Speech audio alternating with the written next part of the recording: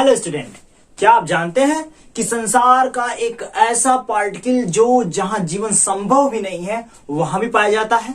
एक ऐसा पार्टिकल, एक ऐसा लिविंग थिंग्स या ऐसा एक सूक्ष्म जीव जो हर एक प्लेस पे प्रेजेंट होता है, जिसे हम सर्वव्यापी कहते हैं। सबसे इंपॉर्टेंट थिंग्स तो ये है कि जहां जीवन संभव नहीं है वहां भी ये उपस्थित होता है। तो आई होप कि आप थोड़े बहुत पॉइंट्स को पकड़ रहे होंगे और मेरे पीछे डिनोटेड टॉपिक्स को आपने पढ़ के जान लिया होगा कि आज हम लोग एक ऐसे माइक्रो ऑर्गेनिज्म, सूक्ष्म जीव के ऊपर डिस्कशन करने वाले हैं, उसके बारे में जानने वाले हैं जो ऑल यूनिवर्स में प्रेजेंट है, मतलब सभी जगहों पे पाया जाता है। वो चाहे बहुत गर्म प्लेस हो जहां एक मनुष्य को, आपको, आपकी किसी भी जाति को उठा के रख दिया जाए तो एकदम बस तेल की तरह पकौड़ा होकर निकल जाए, और या तो ऐसी प्लेस पे रख दिया जाए जहां पे नदियों, झरनों का जल बहते बहते बर्फ बन जाता है, जहां पे अगर आपको 2 मिनट 1 मिनट खड़ा कर दिया जाए तो आपके नसों में दौड़ने वाला रक्त सीधे क्लॉट बन जाता है। वहां पे जीवन संभव नहीं है, वहां भी ये पाए जाते हैं। तो आज के टॉपिक में आप समझ लिए होंगे कि हम लोगों ने किसके बारे में डिस्कशन किया अभी तक। तो वो मेन टॉपिक है हमारी बैक्टीरिया। आज हम जीवाणु अर्थात बैक्टीरिया के बारे में डिस्कशन करेंगे, समझेंगे उसके एक एक इंपॉर्टेंट टॉपिक्स को। तो आइए स्टार्ट करते हैं। आई एम राकेश, स्वागत करता हूं आपका अपने चैनल स्पेशल साइंस पे। तो आइए स्टार्ट करते हैं बिना देर किए हुए। बैक्टीरिया एक ऐसा पार्टिकल है जो बड़ी दुविधाओं से गुजरते हुए, बड़े कंफ्यूजन से गुजरते हुए इसके ऊपर डिस्कशन हुआ, खोज हुई, इसकी बहुत सारे प्रॉब्लम्स क्रिएट हुई इसकी खोज के बारे में। तो आइए वन बाय वन करके सारी चीजों को समझते हैं और आगे बढ़ते हैं। सबसे इंपॉर्टेंट थिंग्स, यह एक माइक्रो ऑर्गेनिज्म है। माइक्रो ऑर्गेनिज्म का मतलब होता है सूक्ष्म जीव। सूक्ष्म जीव जो बहुत ही छोटे होते हैं, जिनको हम अपने नेकेड आई से, नंगी आंख से देख नहीं सकते। सबसे और इंपॉर्टेंट थिंग्स क्या है, ये इतने छोटे होते हैं कि आप जानते हैं नेकेड आई से देख नहीं सकते, लेकिन फिर भी भाई, लेकिन समझिए इस बात को कि फिर भी ये सभी जगहों पे, आपके हाथों में, आपके मुंह में, आपके पेट में, आपके एयर में, आपके वाटर में, आपके फूड में, आपके सॉइल में, हर एक प्लेस पे प्रेजेंट होते हैं। आई होप कि आप क्लियर होंगे। इसके अलावा अगर हम देखें तो जीवाणु जो होता है वह यूनिसेलुलर होता है। यूनिसेलुलर, अब आप जानते हैं यूनिसेलुलर का मतलब होता है एक कोश की, मतलब पूरे शरीर में इसकी केवल एक कोशिका होती है। पूरा जो शरीर होता है वो केवल एक कोशिकाओं से मिलकर बना होता है। इसके अलावा ये प्रोकैरियोटिक होते हैं। प्रोकैरियोटिक, अब आपको समझ में आएगा भाई प्रोकैरियोटिक क्या है। तो आप जानते हैं, आपने कोशिका पढ़ी है, तो प्रोकैरियोटिक, यूकैरियोटिक आपने कोशिका पढ़ी है। कोशिका इस 2 टाइप्स, कोशिका 2 प्रकार की होती है, एक प्रोकैरियोटिक, दूसरा यूकैरियोटिक। प्रोकैरियोटिक वो कोशिका होती है जिसके अंदर केंद्रक अनुपस्थित होता है, उसे हम प्रोकैरियोटिक कहते हैं। ऐसा कोई जो भी जीव जिसके अंदर न्यूक्लियस अब्सेंट हो, केंद्रक अनुपस्थित हो, उन्हें हम क्या बोलेंगे, प्रोकैरियोटिक। और जिसमें केंद्रक उपस्थित हो उसे यूकैरियोटिक। आई होप कि आप छोटी छोटी पॉइंट्स को कंसंट्रेट करके सुन रहे होंगे और समझ रहे होंगे। क्लियर हुआ? खोज के बारे में पढ़ते हैं और इसके बाद थोड़ी सी छोटी छोटी कहानियों के माध्यम से सारी चीजों को समझेंगे। खोज सन 1683 में, मैंने पहले से मेंशन करके रखा है ताकि वीडियो बहुत ज्यादा बिगरस ना हो, बड़ी ना हो। 1683 ईस्वी में हॉलैंड के एक वैज्ञानिक थे, बॉटनिस्ट थे, एंटोनी वॉन लीवेनहॉक। मैंने हॉक थोड़ा सा बाहर करके लिखा है, आप कर लीजिएगा। एंटोनी वॉन लीवेनहॉक ने सबसे पहले दांत के मैल में अपने द्वारा बनाई हुई सूक्ष्मदर्शी माइक्रोस्कोप से दांत के मैल में छोटे छोटे जीवों को देखा। इसके अलावा वो सेटिस्फाई होने के लिए, कंफर्म होने के लिए, वो दांत के मैल के अलावा अपने लार में, पोखरे तालाब के जल में, हमारे भोजन में, बहुत से प्लेस पे अनगिनत छोटे छोटे माइक्रो ऑर्गेनिज्म, छोटे छोटे जीवों को देखा। और उसने कहा कि हमारे अलावा यार इस दुनिया में न दिखने वाले भी बहुत से जीव हैं जो हमको दिखाई नहीं देते। अर्थात उसने क्लियर कर दिया कि हमारे अलावा सूक्ष्म जीवों का भी एक छुपा संसार है। अब इसीलिए हम इन्हें माइक्रोस्कोपी का फादर कहते हैं। किसे? एंटोनियो लीवेनहॉक को, अर्थात सूक्ष्म विज्ञान का पिता कहते हैं। क्योंकि आप जान गए हैं कि इन्होंने क्या किया, बहुत सारे सूक्ष्म जीवों की खोज की और ये बताया कि हमारे संसार में बहुत सारे छोटे छोटे जीव होते हैं। तो किसने खोज की? क्लियर हुआ? एंटोनियो लीवेनहॉक ने। कब? 1683 में। आगे बढ़ने से पहले थोड़ी डिस्कशन और थोड़ा डिबेट कर लेते हैं। जब बैक्टीरिया की खोज हुई तो यह कंफर्म कर दिया गया, निश्चित कर दिया गया, सुनिश्चित कर दिया गया कि जितने भी हमारे रोग होते हैं वो समस्त रोग हमारे बैक्टीरिया द्वारा होते हैं, जीवाणु द्वारा होते हैं। और एक और बात बोल दी गई, एकदम कंफर्म कर दिया गया कि संसार का ये सबसे छोटा पार्टिकल है। कौन? बैक्टीरिया। बट जब बहुत सारे वायरस ने अपनी प्रेजेंटिंग दिखाई, कहा कि अरे भैया हमको काहे भूल गए, ले हम आते हैं। उसके बाद बहुत सारे डिजीज जब क्रिएट हुए वायरस द्वारा, तो फिर बाद में पता चला कि नहीं भैया, ये बहुत बड़ी गलती हो गई हमसे। बैक्टीरिया हमारे जीवन का, हमारे पूरे यूनिवर्स का सबसे छोटा पार्टिकल नहीं है, बल्कि वायरस है। तो क्लियर कट हुआ कि नहीं भाई, बैक्टीरिया माइक्रो ऑर्गेनिज्म कह सकते हैं, सूक्ष्म जीव कह सकते हैं, बट ये सबसे छोटा नहीं है और समस्त रोग इसके द्वारा नहीं होते हैं। बातें क्लियर? आगे बढ़े। लीनियस ने, कैरोलस लीनियस, आपने नाम सुना होगा। कैरोलस लीनियस एक बहुत महान प्रसिद्ध वैज्ञानिक थे। इन्हें एक अलग वंश को इंग्लिश में क्या कहते हैं? जीनस कहते हैं, और जाति को कहते हैं स्पीसीज, अर्थात वर्मिस वंश में रखा। अलग से इसका वंश क्रिएट किया, बनाया, और उसको कहां रखा? किसने? लीनियस ने रखा, वर्मिस में। आगे बढ़ते हैं। बैक्टीरिया के बारे में एरेनबर्ग ने खोज तो हुई, किसने की? एंटोनियो लीवेनहॉक ने, बट एरेनबर्ग नामक वैज्ञानिक ने 1829 ईस्वी में सबसे पहले बैक्टीरिया नाम दिया। दो चीजें एकदम मोस्ट इंपॉर्टेंट, एंटोनियो लीवेनहॉक ने खोज की और एरेनबर्ग ने नाम दिया, क्या? बैक्टीरिया नाम दिया। इसके अलावा जीवाणुओं का अध्ययन जो होता है, बैक्टीरियोलॉजी जीवाणु विज्ञान में होता है।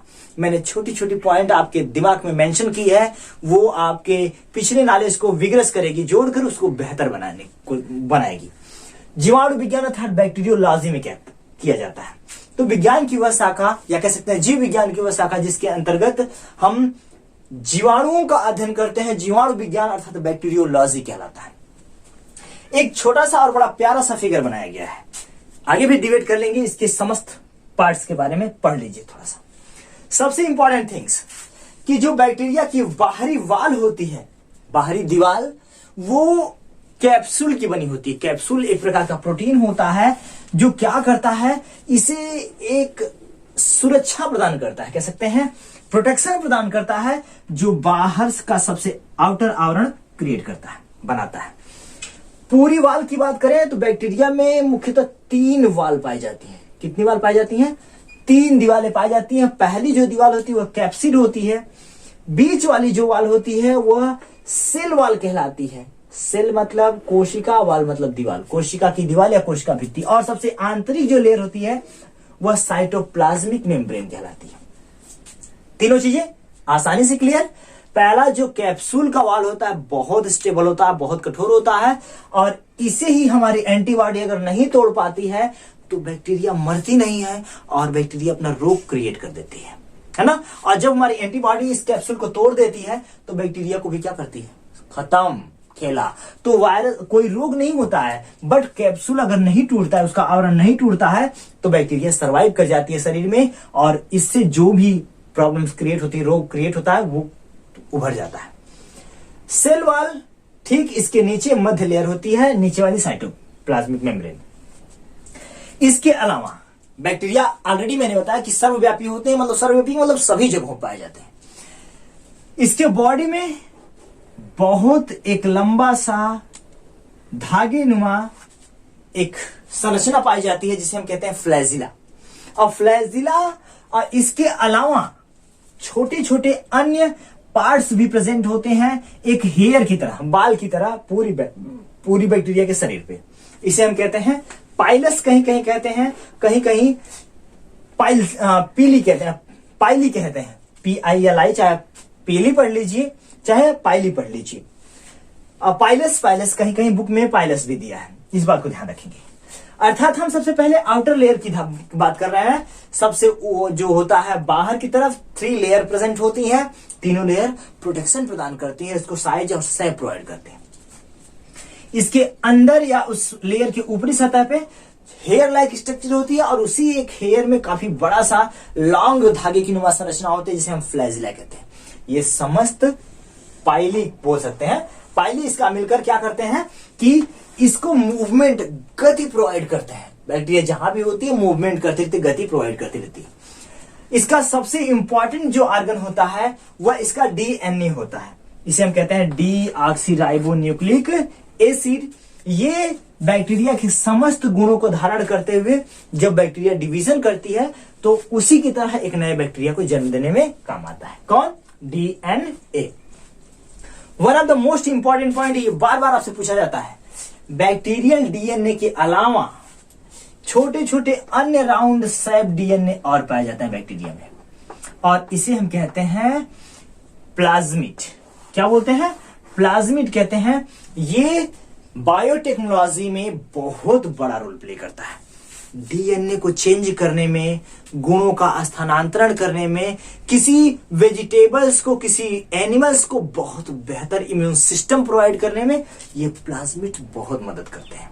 क्योंकि आप जानते हैं बैक्टीरिया जो होता है वो हमारे लिए लाभदायक भी होता है और हानिकारक भी होता है। इसके बारे में अभी डिस्कशन करेंगे थोड़ी देर बाद। तो आई होप कि आपको डीएनए क्लियर हुआ होगा और प्लाज्मिड भी क्लियर होगा।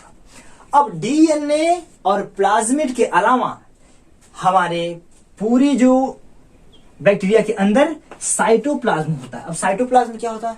सेल के अंदर, सेल मतलब कोशिका के अंदर जो द्रव्य भरा होता है उसे हम साइटोप्लाज्म कहते हैं, और न्यूक्लियस केंद्रक के अंदर जो द्रव्य भरा होता है उसे न्यूक्लियोप्लाज्म कहते हैं। मैं सबसे सिंपल छोटे वर्ड में समझा रहा हूं कि कोशिका के अंदर जो द्रव्य भरा होता है उसे साइटोप्लाज्म, और न्यूक्लियस के अंदर जो द्रव्य भरा होता है उसे न्यूक्लियोप्लाज्म कहते हैं। तो ये कोशिका है। एक कौन सी कोशिका है? एक कोशिकीय प्रोकैरियोटिक है और यूनिसेलुलर है, एक कोशिकीय। तो इसके अंदर जो द्रव्य भरा है वही क्या कहलाता है? साइटोप्लाज्म कहलाता है। और साइटोप्लाज्म में छोटे छोटे बहुत से पार्टिकल पाए जाते हैं जिसे हम राइबोसोम्स कहते हैं।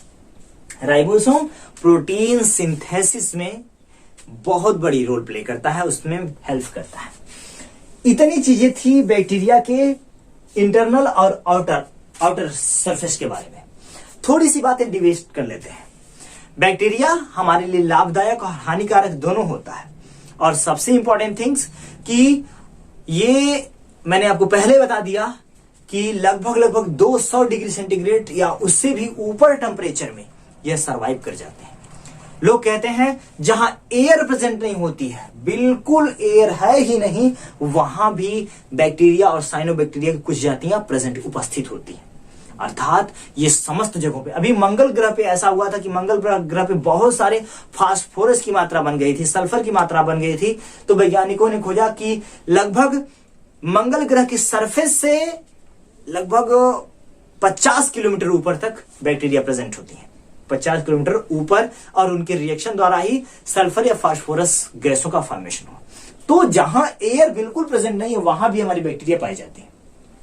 इसके अलावा लोग कहते हैं कि वॉल्केनो में, अर्थात ये जो ज्वालामुखी होता है यार, वॉल्केनो में जब उसका लावा पिघलता है तो कुछ बैक्टीरिया के पार्टिकल्स उसमें भी पाए जाते हैं। इसके अलावा जहां आपको बताया गया कि एकदम पूरी तरह से सब कोल्डनेस ही कोल्डनेस है, -20, -50, -70, 200 डिग्री सेंटीग्रेड माइनस में टेम्परेचर माइनस में चला जाता है, जीवन बिल्कुल संभव नहीं है, वहां भी बैक्टीरिया साइनोबैक्टीरिया की प्रजातियां पाई जाती हैं। मतलब सर्वव्यापी का मतलब सभी जगहों पे। इसके अलावा हमारे भोजन, जल, हाथ के मैल, दांतों में, मुंह में, पोखरे तालाब के जल में, एयर में, सभी जगहों पे पाई जाती है। लाभदायक समझिए कि दूध से दही बनाना, दूध से पनीर बनाना, एल्कोहल का फॉर्मेशन करना, सिरका का फॉर्मेशन करना, बहुत सारी मेडिसिन दवाइयों का फॉर्मेशन करना हमारे बैक्टीरिया द्वारा संभव होता है, बैक्टीरिया द्वारा बनाया जाता है। तो भाई कहीं ना कहीं तो लाभदायक भी है। और हानिकारक मतलब समझिए बहुत सारे न्यूमोनिया, इसके अलावा टीबी, हैजा जिसे हम कॉलेरा कहते हैं, ऐसे बहुत से भयानक रोग उत्पन्न करता है। कौन? ये छोटा सा जीव जिसे हम यूनिसेलुलर प्रोकैरियोटिक कहते हैं। आई होप कि इतनी चीजें आपको बहुत आसान भाषा में छोटे शब्दों में समझ में आई होंगी। तो अगली वीडियो में हम लोग इसके अलावा जो भी पॉइंट्स आएंगे, इसके लाभ, इसके हानि, उसके ऊपर डिबेट करेंगे।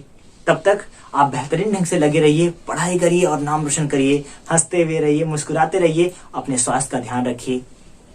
मेरे वीडियो को देखने के लिए आपको बहुत बहुत thank you so much once again, thank you.